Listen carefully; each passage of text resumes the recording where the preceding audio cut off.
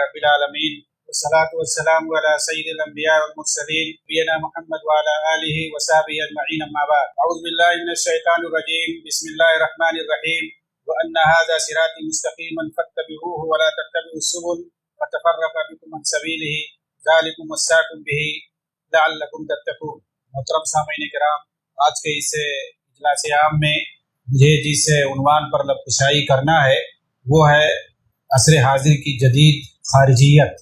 شیخ نے میرے بارے میں جو بتایا وہ اسی موضوع سے ریلیٹڈ ہے، لیکن وہ ساری چیزیں جو اصول منہج سے تعلق رکھتی ہیں، اور جماعت اہل حدیث جو کہ ایک سلفی جماعت ہے، یہ بغیر کسی شخصیت کی تقلید کیے ڈائریکٹ کتاب و سنت سے استفادہ کرتی ہے، اور کتاب و سنت کی روشنی میں منہج سلف کے مطابق جو دین کے مسائل ہوتے ہیں وہ حل کرتی ہے، اور نبی صلی اللہ علیہ وسلم کو اپنا اول اور آخر امام مانتی ہے۔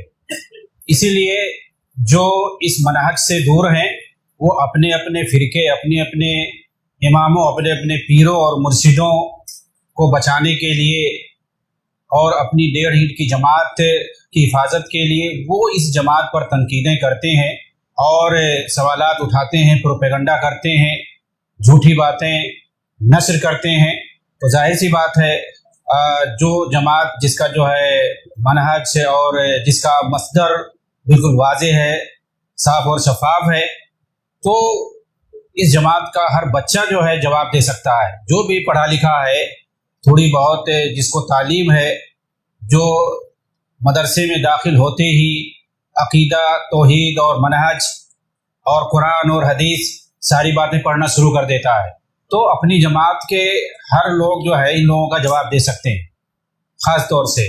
لیکن موجودہ دور کے اندر ایک طرح سے اگر دیکھا جائے تو ایک جدید قسم کی خارجیت کا جو وجود ہوا ہے، یعنی اسے ہم اگر دیکھیں تو 19ویں صدی میں جب کہ انگریزوں کا اور یورپ کا مسلم ممالک پر ایک طور سے استعماری دور شروع ہوتا ہے، اور اس وقت ایک طرح سے مسلم حکومتوں کا خاتمہ ہو جاتا ہے، تو بہت سارے لوگوں نے دین کے احیاء کے لیے، اسلامی حکومت کی احیاء کے لیے، کوئی خلافت کے نام پر، کوئی شریعت کے نام پر، کوئی جو حکومت الہیہ کے نام پر، مختلف نام سے لوگوں نے تنظیمیں بنائی۔ اس میں جو اچھے لوگ بھی تھے، اچھی نیت سے انہوں نے دین اور شریعت کے احیاء کے لیے انہوں نے کام کیا اور اچھا کام کیا، اور اس میں کچھ لوگوں نے اپنے سیاسی فائدے کے لیے دین کا تو نام انہوں نے لیا، لیکن ان کا مقصد جو ہے صرف اور صرف اقتدار اور کرسی کا حصول تھا۔ اس کے لیے انہوں نے ایک الگ راہ اختیار کی، دکھاوے کے لیے سامنے انہوں نے شریعت کا نام لیا، اسلام کا نام لیا، حتیٰ کہ خلافت راشدہ کا نام لیا، تاکہ لوگوں کو لبھایا جائے اور اپنی طرف انہیں رجھایا جائے۔ لیکن ان کا جو اندر کا اپنا منشور تھا، ان کا جو اپنا خفیہ ایجنڈا تھا، وہ کچھ اور ہی تھا، اور یہ چیزیں ایکسپوز ہو کر کے سامنے آئی ہیں 2010 اور 11 اور 12 میں، جب ایسے لوگوں کی حکومتیں قائم ہوئی ہیں کہ یہ اصل میں چاہتے کیا تھے، لوگوں کو بیوقوف بنا کر کے کیسے ہی اپنی طرف رجھاتے تھے اور لبھاتے تھے، جنہیں آپ اخوانی تحریکی وغیرہ کے نام سے جانتے ہیں۔ تو آج کا جو عنوان ہے یہی ہے کہ جدید خارجیت، دور حاضر کی جدید خارجیت۔ خارجیت کا مطلب کیا ہوتا ہے؟ یہ جو ہے اس کی بنیاد جو ہے کہ جو حکومت ہے، حکومت سے اس کا ڈائریکٹ اس کا رابطہ ہے، اس کا تعلق ہے۔ جو حکومت ہوتی ہے، حکمرانی جو نظام جو چلتا ہے جس بھی ملک میں ہو، تو یہ جو تنظیم ہوتی ہے، خارجی تنظیمیں یا جس کے یہاں خارجیت پائی جاتی ہے، اس کا ڈائریکٹ جو ہے ٹکراؤ اسی سے ہوتا ہے، حاکم سے، حکومت وقت سے اس کا ڈائریکٹ ٹکراؤ ہوتا ہے۔ اس کا سارا تعلق، اس کی دین اور دنیا سب کچھ اسی سے ریلیٹڈ ہوتا ہے۔ وہ تن من دھن سے اس دنیا کے اندر جو کام کرتا ہے، صرف اور صرف 24 گھنٹہ اس کے دماغ میں وہی حاکم وقت ہی سوار ہوتا ہے، اور ان کی جو ہے سرگنوں کی کتابوں میں باقاعدہ یہ لکھا ہوا ہے، ان کو ہدایت ہوتی ہے کہ جہاں بھی تم رہو، جس بھی ملک میں رہو، جہاں بھی رہو، اپنے وقت کے جو ہے حکمرانوں یعنی طاغوتوں کے خلاف انقلاب برپا کرنے کی کوشش کرتے رہو۔ یعنی آپ جو ہے دیکھیں گے ان کا ایک ہی فریضہ ہے کہ جو بھی رہو، ان کی کوشش جو بھی ہوگی یہ وقت کے حاکم کے خلاف یہ کام کرنے میں सर्व करेंगे और इसका नाम देंगे इकामत दीन वगैरह, हुकूमत इलाहिया का क़याम वगैरह और दीगर चीज़ें। इकामत दीन है क्या?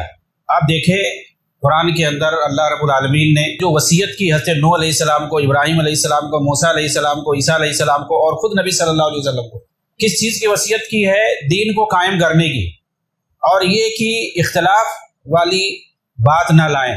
अब आप देखें अल्लाह ताला ने हज़रत नूह को जो है इकामत दीन का हुक्म दिया है। हज़रत नूह अलैहिस्सलाम ने 950 बरस तक उन्होंने दीन की दावत दी है, लोगों को अल्लाह की तरफ बुलाया, दीन की तरफ बुलाया। अपने 950 बरस में कौन सी उन्होंने हुकूमत कायम की थी?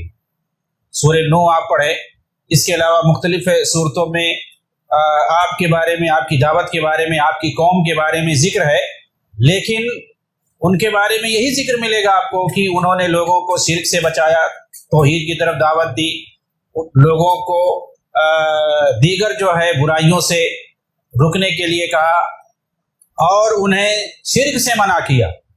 रात और दिन उनके पीछे पड़े रहते थे कि शिर्क से बाज आ जाओ, कुफ्र से बाज आ जाओ, बुत परस्ती से बाज आ जाओ, सिर्फ एक अल्लाह की इबादत करो। मूसा अलैहिस्सलाम, इब्राहीम अलैहिस्सलाम को आप देख ले, अपने घर में, उनके घर में जहां बुत परस्ती होती थी, बुत बनाया जाता था, बुत बेचा जाता था, बुत पूजा किया जाता था, सब कुछ उनके घर में होता था। उन्होंने अपने बाप से कुरान के अंदर जो भी तस्करा है और जो भी मुकालमा जिक्र किया गया है, उन्होंने बुत परस्ती के खिलाफ, शिर्क के खिलाफ ही आपने बात किया है और सिर्फ एक अल्लाह की इबादत की तरफ उन्हें दावत दी है। हुकूमत वक्त के खिलाफ जो उस वक्त का हाकिम था, उससे भी जो आपका मुनाजरा है वो भी तौहीद पर है, शिर्क पर है कि हमारा रब कौन है, हमारा इलाह कौन है, हमारा माबूद कौन है, वही इबादत के लायक है, जो तमाम कायनात का मालिक है, जो ज़मीन आसमान का पैदा करने वाला है, जो सूरज का निकालने वाला है, चांद का निकालने वाला है, इन सब का जो मालिक है वही इबादत के लायक है। उससे भी जो मुनाजरा हुआ है और जो कुछ भी हाकिम वक्त को आपने दावत दी है, वो भी बुत परस्ती के खिलाफ, शिर्क के खिलाफ, एक अल्लाह की इबादत की तरफ उसको दावत दी है। और फिर उसके बाद आप दूसरी जगह हिजरत करके चले गए, आपने 2 हिजरत की है, मिस्र की तरफ और उसके अलावा मक्का की तरफ। वो पूरा वाकया मज़कूर है। इतनी बड़ी आपकी जो कुर्बानी रही है हज़रत इब्राहीम अलैहिस्सलाम की, आपकी पूरी जिंदगी में जो भी दावती सरगर्मियां रही हैं, आपको कहीं भी कुरान के जरिए से ये नहीं मिलेगा या हदीस के जरिए से कि उन्होंने इकामत दीन के नाम पर, अल्लाह ताला ने उन्हें कहा नकीमुद्दीना, दीन को कायम करो। इकामत दीन के नाम पर यह कहीं नहीं मिलेगा उनकी पूरी जिंदगी में कि उन्होंने हुकूमत की कभी बात की हो, इक़्तिदार की कभी बात की हो, हुकूमत कायम करने की कभी बात की हो, खिलाफत कायम करने की बात कभी की हो। भाई अगर वो फरीजा था और इकामत दीन से मुराद हुकूमत और इक़्तिदार कायम करना था, तो उनको ये बात कहना चाहिए था, इस बात पर मुकालमा होना चाहिए था हाकिम वक्त से, या उस वक्त जो भी हुकूमती ओहदों पर थे या अपने घर में जो उनके बाप से जो मुनाजरा हुआ है, जो भी मुकालमा हुआ है, उसमें जो है कहीं इस चीज का तस्करा नहीं है। उसी तरीके से इस आयत के अंदर जो कि सूरा की 13 नंबर आयत है, एक लंबी आयत है, उसके अंदर हज़रत मूसा अलैहिस्सलाम का भी जिक्र है। मूसा अलैहिस्सलाम देखिए, इनका जिक्र कुरान के अंदर मुख्तलिफ जगहों पर आया हुआ है। आपकी जो है दावती सरगर्मियां हैं, खास तौर से फिरौन को लेकर के, बनु इसराइल को लेकर के, इफातिया फिरौना फक़ूला लहू क़ौलन लय्यिना, फिरौन के पास जाओ तुम दोनों, यानी हज़रत हारून अलैहिस्सलाम और मूसा अलैहिस्सलाम, तुम दोनों उसके पास जाओ और उसे अल्लाह की तरफ बुलाओ और उससे जा करके नरमी बात कहो, नरम बात करो उससे, उसके दरबार में जाओ, उसके पास जाओ और उसे अल्लाह की तरफ बुलाओ। लअल्लहु यतज़क्करु यख्शा, हो सकता है वो नसीहत हासिल करे, हो सकता है उसके अंदर अल्लाह का डर पैदा हो जाए। यानी उसके पास जाओ और उसे दीन की तरफ बुलाओ, उसे जो है अल्लाह की इबादत की तरफ बुलाओ, उसकी जो अल्लाह ताला की रबूबियत उसे याद दिलाओ, क्योंकि वो अपने आप को रब कहता था। तो अल्लाह ताला ने दोनों नबियों को, जो उस वक्त के नबी थे, उनको कहा कि फिरौन के पास जाओ, वो जो है बहुत बड़ा जालिम है, उसको जा करके समझाओ। मूसा अलैहिस्सलाम और हारून अलैहिस्सलाम आप देखें, उन्होंने कभी भी ये नहीं कि जा करके मिस्र में बनो इसराइल जिनको जो है वो सता रहा था, जिन पर वो जुल्म ढा रहा था, वहां जा करके बनो इसराइल को इकट्ठा आपने नहीं किया। ये नहीं कहा अल्लाह ने कि जाओ बनो इसराइल को इकट्ठा करो और उन्हें ले करके जो है फिरौन की हुकूमत को खत्म करो, हम तुम्हारे साथ हैं, तुम्हारी मदद करेंगे और तुम जा करके वहां पर अपनी हुकूमत कायम करो, उसके बाद जो है वहां पे इस्लामी निजाम कायम करो।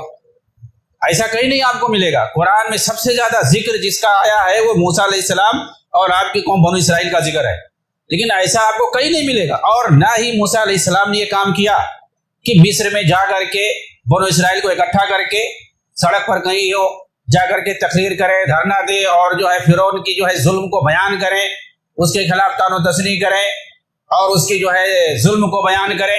ऐसा कहीं नहीं आपको मिलेगा।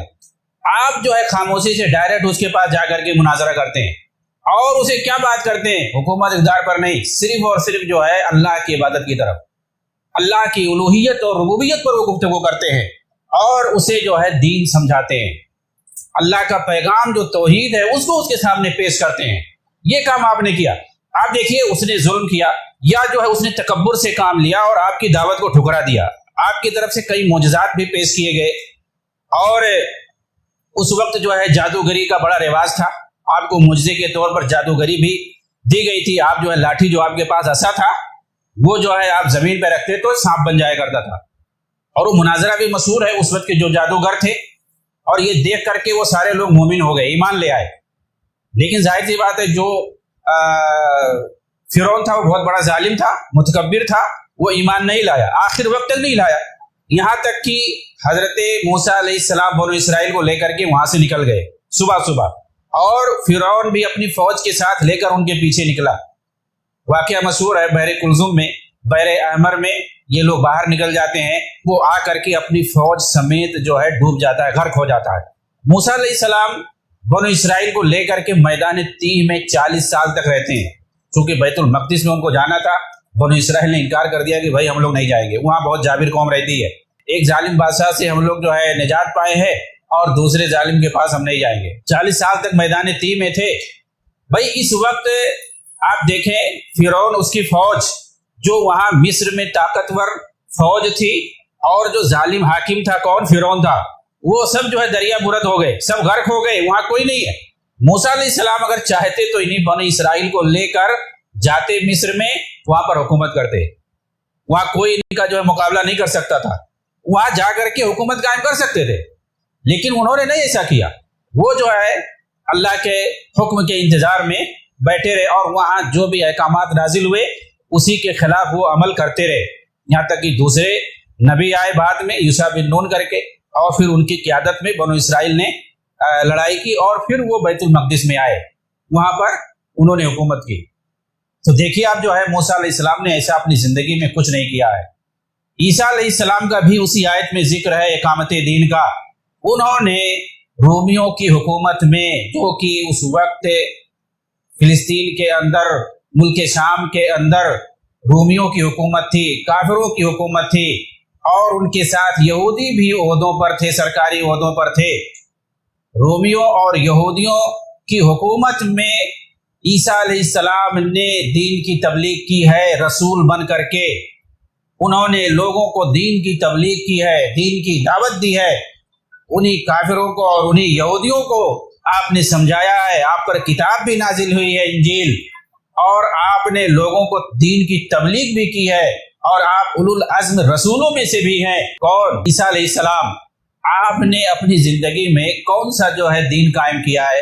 दीन यानी हुकूमत कौन सी कायम की है, जो ये लोग बोलते हैं इकामत दीन। ये ईसा अलैहिस्सलाम को है दीन को कायम करना, इकामत दीन का आपको हुक्म दिया गया है।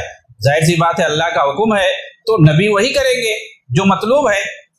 तो दीन उन्होंने कायम किया है। इसी तरीके से आप देखें यूसुफ अलैहिस्सलाम, उन्होंने मिस्र के अंदर बाद में, उस वक्त जो वहां पर फिरौन था, मिस्र का हाकिम जो था, उसकी हुकूमत की मातहती में आप वजीर खजाना थे उसके जमाने में, और उसकी मातहती में आपने काम किया है। उस वक्त मिस्र का जो फिरौन था, मिस्र का जो हाकिम था, हजरत यूसुफ अलैहिस्सलाम ने पूरी जिंदगी जो है उसकी हुकूमत में रह करके काम किया है। उसकी मातहती में, उस काफिर हुकूमत की मातहती में रह करके आपने काम किया है। क्या हजरत यूसुफ अलैहिस्सलाम नबी नहीं थे? उन्होंने दीन को कायम नहीं किया? सारे नबियों ने दीन को कायम किया है। लेकिन दीन को कायम करने का मतलब क्या होता है? یہ مطلب نہیں ہوتا ہے جو جماعت اسلامی والے تحریکی اور اخوانی بتاتے ہیں کہ اقامت دین کا مطلب ہے حکومت قائم کرنا، حکومت الہیہ قائم کرنا، یہ کرنا وہ کرنا۔ یہ قرآن کے اندر نبیوں کو دین کے قائم کرنے کا حکم دیا گیا ہے، تو ظاہر سی بات ہے انہوں نے کیا ہوگا، اللہ کی مخالفت انہوں نے نہیں کی ہے، اور سارے نبیوں نے دین کو قائم کیا ہے۔ دین قائم کرنے کا مطلب کیا ہوتا ہے؟ دین کے احکامات کی پابندی کرنا، دین کو اپنے اوپر نافذ کرنا۔ اللہ تعالیٰ نے جن چیزوں کا حکم دیا ہے اور جس میں سب سے پہلی چیز ہے وہ توحید ہے، اور شرک سے دوری ہے، اور تمام برائیوں سے دوری ہے۔ دین کے تمام احکامات، تمام فرائض، واجبات کی ادائیگی ہے۔ دین کے اندر جن چیزوں کو واجب کیا گیا، جن چیزوں کو فرض کیا گیا، ان کی پابندی کرنا ہے۔ جیسے نماز ہے، 5 وقت فرض ہے، اس کی پابندی کرنا۔ روزہ رکھنا 1 مہینے کا فرض ہے، اس کی پابندی کرنا۔ زکوٰۃ دینا فرض ہے، اس کی ادائیگی کرنا، اور استطاعت کی بنیاد پر حج کرنا۔ ساری چیزیں جو دین کے ارکان ہیں، اسلام کے اور ایمان کے جو ارکان ہیں، ان کی پابندی کرنا، ان کا اقرار کرنا، ان کی تسلیم کرنا، ان کو اپنے اوپر نافذ کرنا۔ اور پھر انسان کا اگر دائرے استطاعت اور رسوخ جس قدر بڑھتا جائے، اسی قدر اس کو نافذ کرنا۔ یہ جو ہے اقامت دین ہے، جس کو دین کو قائم کرنا کہتے ہیں، اور تمام نبیوں نے یہی چیز کی ہے، ایسا نہیں ہے۔ اب یہ لوگ ان پر جب سوال آتا ہے تو یہاں تک کہہ جاتے ہیں کہ بعض نبیوں نے ایسا کیا ہے، یعنی جو حکومت مراد لیتے ہیں، حکومت مراد لیتے ہیں کہ اس کا مطلب ہے حکومت قائم کرنا، دین کا قائم کرنا، اقامت دین کے لیے کوشش کرو۔ کیا مطلب اس کا ہوتا ہے؟ یہاں تک کہ یہ جو اصل دین ہے، دین جو اصل قائم کرنا ہے، دین کی جو پابندی ہے، دین کے جو فرائض ہیں، واجبات ہیں، یہ لوگ جو ہے اس کا مذاق اڑاتے ہیں، اس کو ہلکا بنا کر کے پیش کرتے ہیں۔ نماز، روزہ، حج، زکوٰۃ وغیرہ، یہ جو دین کے اصل مقاصد ہیں، دین کے جو اصل فرائض اور احکامات ہیں، اور دین جن کی بنیاد پر جانا جاتا ہے، اس کو ہلکا بنا کر کے پیش کرتے ہیں۔ کہتے ہیں کہ یہ مروجہ چیزیں ہیں، مذہب کے نام پر کیے جاتے ہیں۔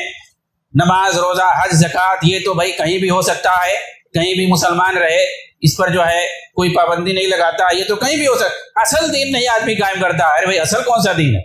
تمہارے یہاں اصل کون سا آ گیا؟ تمہارے یہاں کوئی دوسرا دین کا ورژن ہے کیا؟ جی ہاں، ان کے یہاں دوسرا ورژن ہے۔ جو نبیوں کے واسطے سے ہم تک جو دین پہنچا ہے، وہ تو ہے وہی جو قرآن اور حدیث میں ہے۔ ان کے یہاں جو بولتے ہیں کہ جو اصل دین ہے اس کو لوگ نہیں قائم کر رہے ہیں، ان کے یہاں دراصل دین کا الگ ورژن ہے، ایک نیا ورژن ہے، یہ اپنا ان کا اپنا بنایا ہوا ہے، اور وہ کیا ہے؟ حکومت اور اقتدار پر قبضہ کرنا، اور اسی کے لیے زندگی بھر کوشش کرنا۔ تو یہی دراصل جدید خارجیت ہے۔ ان کی جو ہے ساری فکر اور سارا جو ہے تگ و دو، ساری کوشش، ان کی زندگی کا نظم العین اور محور صرف اور صرف جو ہوتا ہے حاکم، حکمران، حکومت، اقتدار اور کرسی، یہی تک جو ہے ڈیپینڈ رہتا ہے۔ اسی کے لیے ساری کوشش کرتے ہیں۔ ان کی زندگی میں جب آپ جائیں گے دیکھیں گے تو اسلامی اعتبار سے، دینی اعتبار سے جو فرائض اور واجبات ہوتی ہیں، وہ ساری چیزیں ندارت پائیں گے، ویسی کوئی چیز نہیں پائیں گے۔ ان کے یہاں تنظیم کاری اور جو ہے ان کا جو اپنا منصوبہ ہوتا ہے، جو پلان ہوتا ہے، ان تمام سرگرمیوں کے لیے ان کی اپنی منظم پلاننگ ہوتی ہے، سب کچھ ہوتا ہے۔ لیکن جو اصل جو دین اور اسلام کے جو مثال کے طور پر عقیدہ ہے، منہج ہے، صحابہ کے تعلق سے، حدیث رسول کے تعلق سے، اور شرک کے اوپر، بدعات کے اوپر، ان تمام چیزوں پر ان کے یہاں کوئی چیز نہیں ہوگی، کوئی چیز آپ پائیں گے ہی نہیں۔ خارجیت دراصل حکمرانوں کے خلاف اپنا جو ہے اپنا فکر رکھنا، اپنی توجہ اور ساری توجہ اس کے خلاف کرنا، یہی چیز ہے۔ اور یہ چیز جو ہے نبی صلی اللہ علیہ وسلم کے دور ہی سے اگر دیکھیں تو یہ شروع ہو گئی تھی، جسے ایک روایت کے اندر بیان کیا جاتا ہے، غزوہ حنین کے موقع پر آپ صلی اللہ علیہ وسلم مال غنیمت تقسیم کر رہے تھے، تو اس وقت ایک بندے نے جس کا نام ہرقوس تھا، اس نے جو ہے آ کر کے نبی صلی اللہ علیہ وسلم پر ڈائریکٹ اعتراض کیا، اور اس نے کہا اعدل یا محمد فإنک لم تعدل، کہ انصاف سے کام لے اے محمد، آپ انصاف نہیں کر رہے ہیں، استغفر اللہ۔ یعنی اس نے آ کر کے نبی صلی اللہ علیہ وسلم پر اعتراض کیا۔ آپ صلی اللہ علیہ وسلم مال غنیمت کو تقسیم کر رہے تھے، اس نے کہا آپ انصاف سے کام نہیں لے رہے، انصاف کیجیے۔ آپ صلی اللہ علیہ وسلم غضبناک ہو گئے اور کہا اگر میں نہیں انصاف کروں گا تو کون کرے گا؟ بعض لوگوں نے تو اس کی جو ہے گردن زدنی کے لیے کھڑے ہو گئے، کہا جاتا ہے وہ حضرت عمر تھے، اور بعض کہتے ہیں حضرت خالد بن ولید تھے، کہ اللہ کے رسول اجازت دے اس کی گردن مار دیں، آپ پر اعتراض کر رہا ہے۔ تو آپ نے منع کر دیا۔ جب وہ جانے لگا تو کہا کہ اس کی نسل سے کچھ لوگ پیدا ہوں گے جو دین کا تو نام لیں گے، قرآن پڑھیں گے، ایسا اور ویسا، لیکن جو ہے یہ قرآن ان کے حلق سے نیچے نہیں اترے گا۔ یہ لوگ مسلمانوں کو قتل کریں گے اور کافروں کو چھوڑ دیں گے، بت پرستوں کو چھوڑ دیں گے، مسلمانوں کو قتل کریں گے، قتل و خونریزی کریں گے۔ ان کی سب سے بڑی نشانی ہوگی کہ یہ مسلمانوں کے اندر قتل و خونریزی مچائیں گے، فساد مچائیں گے اور یہ کافروں سے دور رہیں گے۔ تو خارجیت کی سب سے بڑی پہچان ہے۔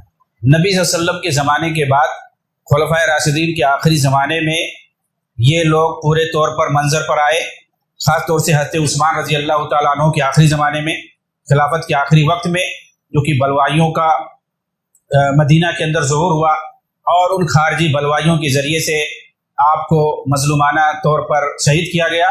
اور اس میں جو ایک یہودی ابن سبا کا ہاتھ تھا جو ان بلوائیوں کے ساتھ تھا۔ اس نے کچھ نوجوانوں کو، جس میں مدینہ کے بھی تھے، مصر کے بھی تھے، کوفہ اور بصرہ کے بھی تھے، ان کو اس نے ورگلایا اور حکومت کے خلاف اس نے لوگوں کو اکٹھا کیا، اور ساتھ میں وہ کہتا کہ لوگوں کو بھلائی کا حکم دو، برائی سے روکو، اور حکمرانوں پر طعن و تشنیع بھی کرو۔ تو یہ خارجیت کی یہ پہچان ہے کہ یہ لوگ دعوت کے نام پر، تبلیغ کے نام پر ساتھ میں کیا کرتے ہیں، یہ حکمرانوں کے خلاف جو ہے طعن و تشنیع کرتے ہیں۔ تو یہ ان کی پہچان ہے۔ حضرت علی رضی اللہ تعالیٰ عنہ کے دور میں اس وقت حضرت علی، حضرت معاویہ، ابو موسیٰ اشعری، عمرو بن عاص رضی اللہ تعالیٰ عنہ مجمعین، یہ سب کبار صحابہ تھے۔ اس وقت جو بھی کچھ اختلافات تھے، اس اختلافات کو ختم کرنے کے لیے انہوں نے جو آپس میں فیصلے کیے تاکہ اختلافات ختم ہو جائیں، لیکن جو خوارج تھے اس وقت ان کو یہ چیز اچھی نہیں لگی، کیونکہ ان کے یہاں کیا ہے، اختلاف ہونا ضروری ہے۔ یہ لوگ اتحاد اور اتفاق کو پسند نہیں کرتے ہیں۔ قتل و خونریزی ہو مسلمانوں میں، فتنہ اور فساد ہو، تو ان کے لیے ایسا لگتا ہے جیسے باہر آ گیا۔ اس وقت ان کی یہاں خوشی رہتی ہے۔ اس وقت جو ہے یہ لوگ، جسے آج کل مثال کے سوشل میڈیا کا دور ہے، تو یہ لوگ سوشل میڈیا پر دکھائیں گے اور سب سے زیادہ یہ لوگ لکھیں گے، خوشی کا اظہار کریں گے، ایسا اور ویسا۔ آپ دیکھیں کوئی دور نہیں، 2010، 11، 12 میں عرب ممالک کے اندر جو فتنہ ہوا، انہیں اخوانیوں کا پیدا کیا ہوا جو جدید دور کے خوارج ہیں۔ اور کس نے ساتھ دیا ان کا؟ امریکہ اور یورپ نے ان کا ساتھ دیا۔ کیا امریکہ یورپ جو مسلمانوں کے لیے بھلائی کے لیے ساتھ دے سکتے ہیں کبھی؟ ان کا ساتھ دیا۔ لیبیا کو انہوں نے تباہ کر دیا۔ معمر قذافی اپنے ملک میں جو حاکم تھا، وہ کیسا بھی ہو، لیکن وہ مسلمانوں کا ملک تھا، ہرا بھرا ملک تھا، خوشحال ملک تھا۔ آج آپ جائیں دیکھیں، اس کے جو ہے ظلم کا بہانہ بنا کر کے ان اخوانیوں نے اس ملک کو تباہ کیا، اور اوپر سے فضائی طور پر کون ان کا ساتھ دے رہا تھا؟ ناٹو ساتھ دے رہا تھا، جو 28 ملکوں کا ایک اتحادی فوج ہے۔ اس میں سارے یورپی ممالک ہیں اور اس کے اندر ترکی بھی شامل ہے۔ یہ بہت کم لوگ جانتے ہوں گے کہ ترکی ایک جو ہے ناٹو میں ایک بڑا اتحادی ملک ہے۔ وہ ناٹو جو کہ صلیبی عیسائیوں کا اتحاد ہے، ایک بہت بڑا ایک فوجی اتحاد ہے، اور وہ فوجی اتحاد جو ہے اس نے ہمیشہ، جو کہ بظاہر تو قائم کیا گیا تھا روس کے خلاف، بظاہر اس کا قیام ہوا تھا روس کے خلاف، لیکن اس کے سارے جو ہے کارنامے، اس نے جتنے بھی حملے کیے ہیں، جتنے بھی ملک برباد کیے ہیں، وہ سب مسلمان ملکوں پر۔ اس نے عراق کو تباہ کیا، اس نے جو افغانستان پہ بمباری کر کے تباہ کیا، لیبیا کو برباد کیا، مصر اور سوڈان پر اس نے حملے کیے، مختلف ممالک پر اس نے جو حملے کیے ہیں، وہ جو ہے صرف مسلمان ممالک، اس نے کبھی بھی روس کے خلاف اٹیک نہیں کیا۔ صرف روس کا نام اس نے رکھا تاکہ لوگ سمجھے، اور اس کے 24 اڈے، فوجی اڈے صرف ترکی کے اندر ہے۔ یہ صلیبی فوج ہے، صلیبی ناٹو فوج ہے، اور یہ بنا ہے کس لیے؟ دکھاوے کے طور پر روس کے خلاف، لیکن اس کی ساری سرگرمی، ساری فوجی سرگرمی، ساری جو اپنی فوج کا استعمال یہ جو کرتا ہے مسلمانوں کے خلاف، اور یہ کہاں رہتا کہاں ہے؟ اس کے جو 24 اڈے کہاں ہے؟ ترکی کے اندر، کیونکہ مسلم ممالک سے قریب ہے یہ۔ ارے تم یورپ اور امریکہ میں تمہیں بنایا گیا ہے، وہ سارے ممالک یہاں ترکی میں کیا کر رہا ہے بھائی؟ یہاں سے کیوں یہ مسلم ملکوں پر حملہ کرتا ہے؟ لیبیا پر اوپر سے ناٹو فوج حملہ کر رہی ہے، اور نیچے زمین پر یہ اخوانی جو ہے، یہ لیبیائی جو حکومت ہے اس کی جو فوج ہے اس کے خلاف لڑ رہے ہیں، اور اوپر سے فضائی حملہ نہیں ہونے دے رہے ہیں۔ کون اس کی حفاظت کر رہا ہے؟ ناٹو فوج حفاظت کر رہی ہے۔ تو ناٹو فوج اتنا جاتا ہے کہ یہ لوگ کیا ہم خلافت لائیں گے، لیبیا کے اندر ہم اسلامی حکومت لائیں گے۔ معمر قذافی ہے، یہ اسلامی حکومت نافذ نہیں کر رہا ہے، शरीयत नाफिज नहीं कर रहा है, हम वहां पर इस्लामी हुकूमत लाएंगे। इस्लामी हुकूमत नाफिज करने के लिए नाटो फौज जो इनका साथ दे रही है, ये समझने वाली बात है। और इस पर जो है उस वक्त के जो इख्वानियों के सबसे बड़े सरगना, जिनका नाम यूसुफ करजावी, जिनका इंतकाल हो गया, उसने नाटो का जो है शुक्रिया अदा किया, अमेरिका का शुक्रिया अदा किया, और जिसने लीबिया को बर्बाद करने में साथ दिया, सबका शुक्रिया अदा किया। उस वक्त उसने जो फतवा भी दिया कि ये जो मुअम्मर कज़्ज़ाफ़ी है, इसको जो मार दे, उसको जिसके पास भी ताकत हो मारे, उसका जो खून का बदला मेरे जिम्मा आएगा, मेरे सर होगा। इसको जो है जो मारे और इसकी हुकूमत को खत्म करे। 11 में उसकी हुकूमत खत्म की गई। उसके बाद उन लोगों ने हुकूमत कायम की अमेरिका के जोर पर और नाटो फौज के जोर पे। आज तक वहां पर क्या है सिवाय तबाही और बर्बादी के? वहां सिवाय तबाही और जितनी जो है दहशतगर्द तंजीमें हैं दाइशी तौर पर, सब वहां पे 50 सरगर्मियां, 50 किस्म की वहां पर तंजीमें होंगी जो जगह जगह काम कर रही, और मुख्तलिफ हुकूमतें हैं वहां पे। 50 हुकूमतें वहां कायम हैं, गरचे दो बज़ाहिर हैं, लेकिन 50 जो है हुकूमतें हैं जगह जगह अपना हुकूमत कर रही। पूरा मुल्क तबाह है।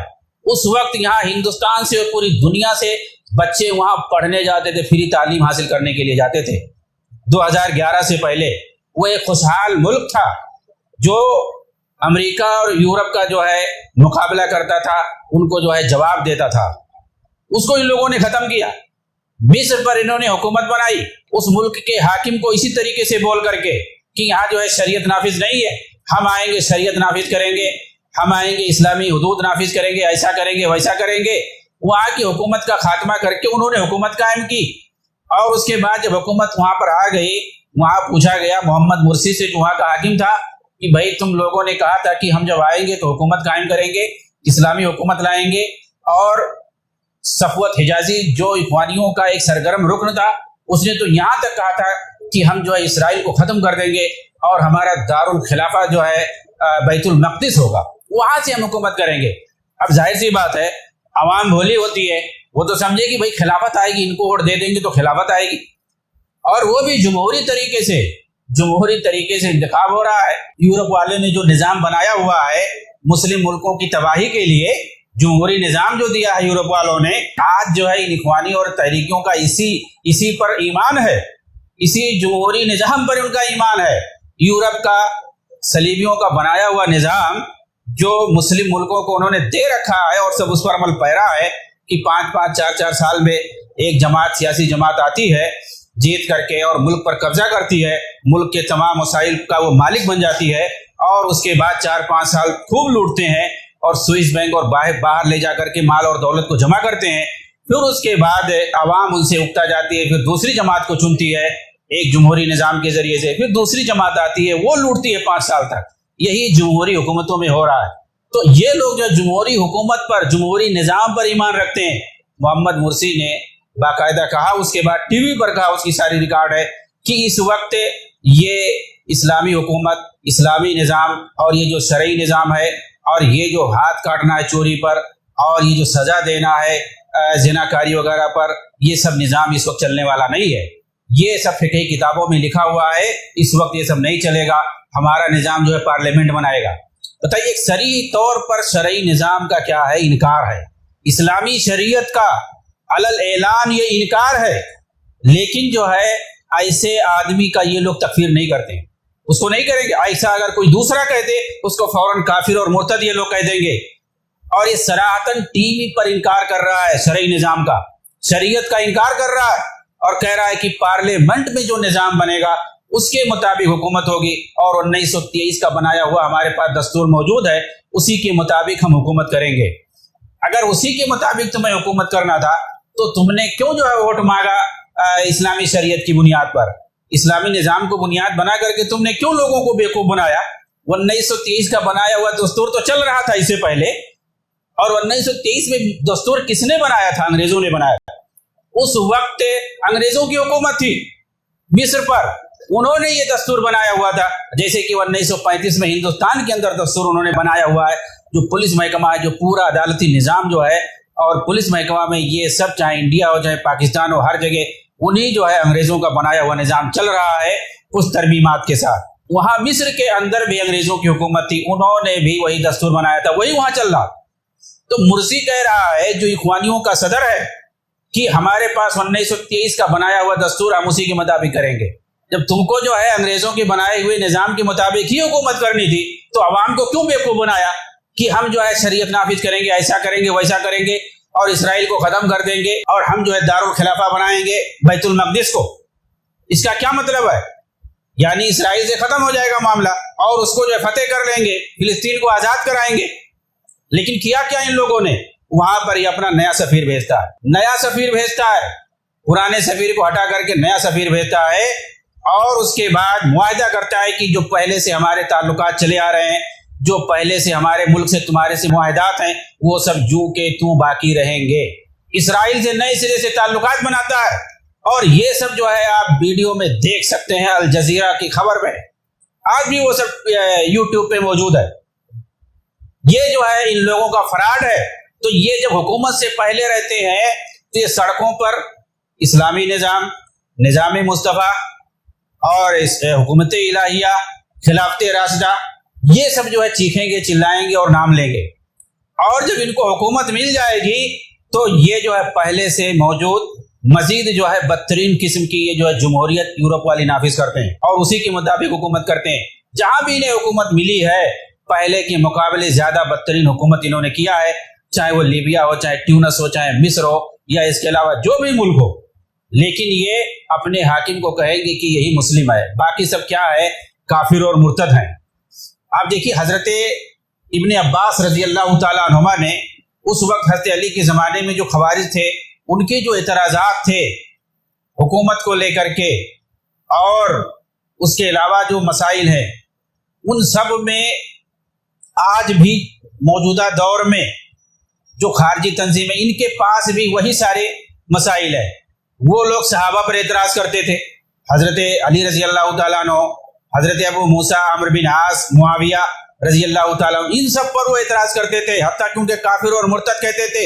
آج کی جو تنظیمیں ان کے جو سرگنے ہیں، چاہے وہ حسن بنا ہو، سید قطب ہو اور اسی طریقے سے سید مودودی وغیرہ ہو، یہ سب جو آپ دیکھو گے صحابہ کے خلاف بکواس، حتیٰ کہ کسی کو منافق، کسی کو مرتد اور جو ہے کسی کو ظالم، کسی کو جو ہے حاقد اور حاسد، اور یہ کہ ایک دوسرے کے خلاف خرید و فروخت دنیا بھر کے الزامات لگائیں۔ جو چیزیں اس وقت خارجیوں کے یہاں پائی جاتی تھی، حتیٰ کہ رافضیوں کے یہاں جو چیزیں پائی جاتی ہیں صحابہ کے خلاف، جو بغض و عداوت اور دشمنی، وہ ساری چیزیں ان کے یہاں پائی جاتی ہیں۔ حتیٰ کہ سید قطب نے تو یہاں تک لکھا ہے جو چیزیں آپ سیوں کے یہاں نہیں پائیں گے، رافضیوں کے یہاں بھی وہ چیزیں نہیں پائیں گے۔ اتنے جو ہے سخت الفاظ سید قطب نے صحابہ کرام رضی اللہ عنہم اجمعین کے بارے میں لکھا ہے۔ انہوں نے یہ اپنی جو ہے حکومت کے تعلق سے، تاکہ جو مشرک قوم ہے، شرک اور بدعتی قومیں ہیں، فرقہ پرست جو بھی جماعتیں ہیں، ان سب کو ہمارا ساتھ ملے، اس کے لیے اگر آپ دیکھیں گے تو انہوں نے کلمہ توحید کا معنی ہی بدل دیا۔ اس کے لیے انہوں نے کلمہ توحید کا معنی ہی بدل دیا، چاہے وہ عرب دنیا میں سید قطب کے ذریعے سے ہو یا بر صغیر پاک و ہند میں سید مودودی کے ذریعے سے ہو۔ انہوں نے کلمہ توحید لا الہ الا اللہ کا معنی ہی بدل دیا۔ لا الہ الا اللہ کا مطلب کیا ہے؟ اللہ کے سوا کوئی معبود برحق نہیں ہے۔ مطلب یہ ہوتا ہے کہ ہم جو ہے صرف بندگی کریں گے اللہ تعالیٰ کی، اس کے علاوہ کسی کی عبادت جائز نہیں ہے، کسی طور پر بھی اللہ کے علاوہ کسی کی عبادت جائز نہیں ہے۔ یعنی لا الہ الا اللہ کے اندر جو الہ کا لفظ ہے وہ معبود کے معنی میں ہے۔ اگر ہم معبود کا معنی وہاں سے ہٹا دیتے ہیں تو پھر لا الہ الا اللہ کا مطلب ہی نہیں رہ جائے گا۔ انہوں نے وہاں پر معبود لا الہ الا اللہ کے اندر جو الہ کا لفظ ہے اس کا معنی حاکم کر دیا، کہ حاکم اس کا مطلب ہے نہیں لا حاکم الا اللہ، اللہ کے علاوہ کوئی حاکم نہیں ہے۔ حالانکہ ہر اعتبار سے یہ غلط ہے۔ ادھر جو ہے سید مودودی نے اس کا ترجمہ کر دیا کہ مطلب یہ ہے لا الہ الا اللہ کہ اللہ کے علاوہ کوئی حاکم نہیں ہے، یعنی اللہ کو حاکم مان لو، بس آپ جو ہے سب سے بڑے پکے اور سچے مسلمان ہو۔ یعنی مطلب کیا ہوا؟ عبادت کسی کی بھی کرو، کوئی مسئلہ نہیں ہے، شرک کرو، بدعت کرو یا جو ہے عبادت کرو کسی کی کرو، مجھ سے کوئی مطلب نہیں ہے، اس سے کوئی فرق نہیں پڑے گا تمہارے مسلمان ہونے میں۔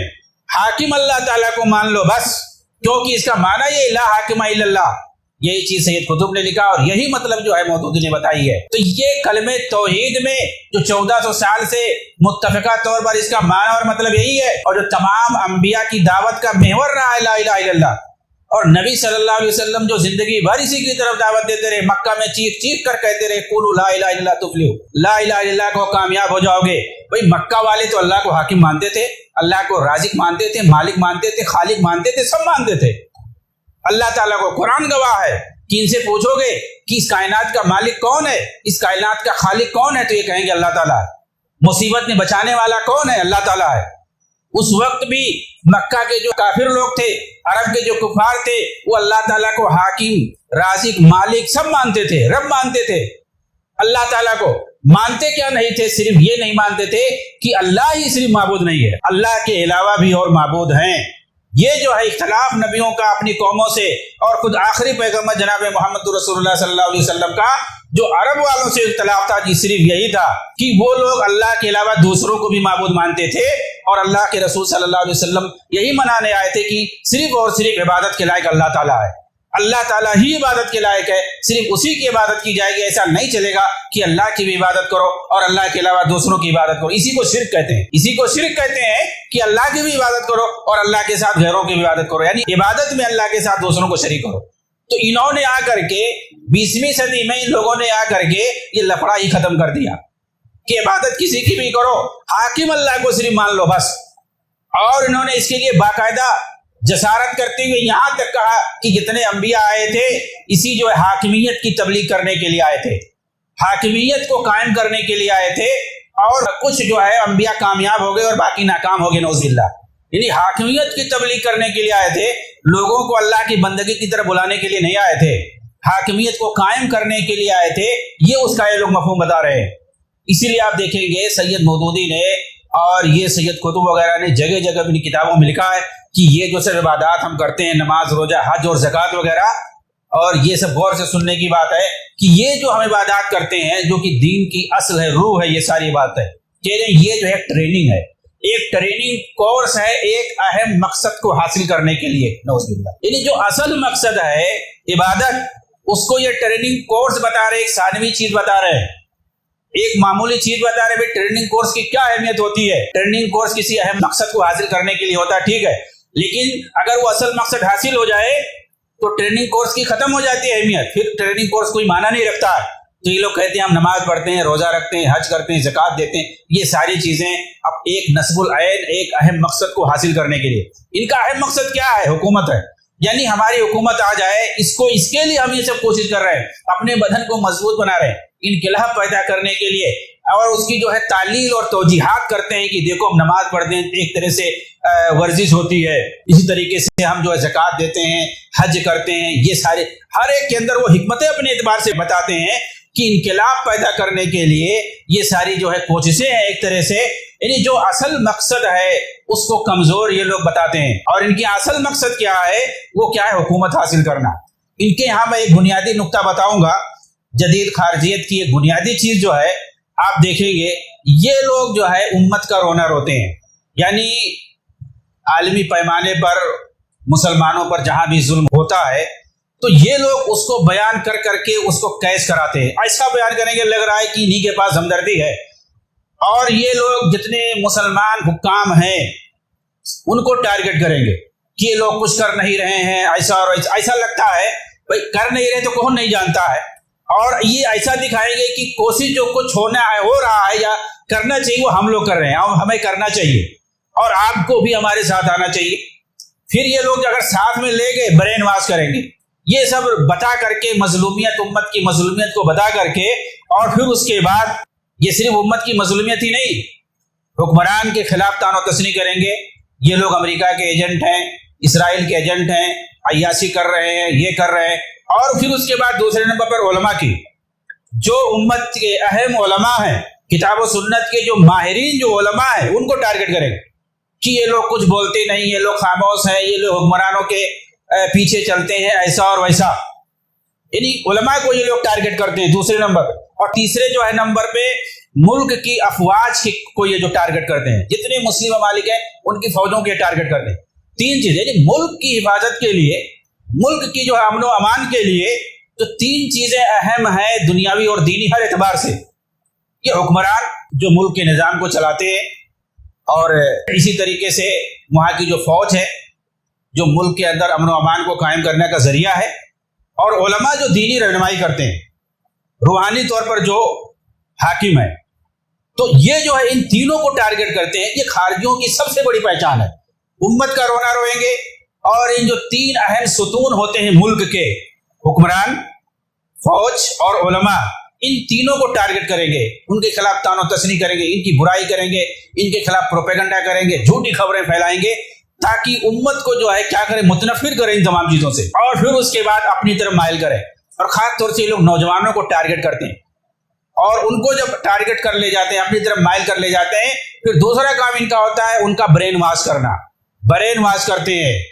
پھر اس نوجوان کو یہ لوگ جو ہے جنت کے خواب دکھاتے ہیں، جنت کے خواب دکھائیں گے، تمہارے ساتھ رہو گے، ہمارا کام کرو گے، ہمارے کہنے کے حساب سے چلو گے، اور پھر یہ لوگ تقریریں دکھائیں گے، کتابیں، لٹریچر دکھائیں گے اپنے جو ہے بنائے ہوئے علماء کی۔ ان کے یہاں جو علماء ہیں، ان کے یہاں خاص جو ہیں، ان کی جو ہے تقریروں کو اور تحریروں کو دکھائیں گے، ان کی کتابیں دیں گے پڑھنے کے لیے، جو بالکل جو ہے دینی اصول سے دور ہوتے ہیں، ان کو جو ہے پڑھنے کے لیے دیں گے اور بتائیں گے، اپنی طرح مائل کریں گے، اور ان کو جو ہے جنت کے وعدے کریں گے، اور وہاں پر حور و قصور کے وعدے کریں گے۔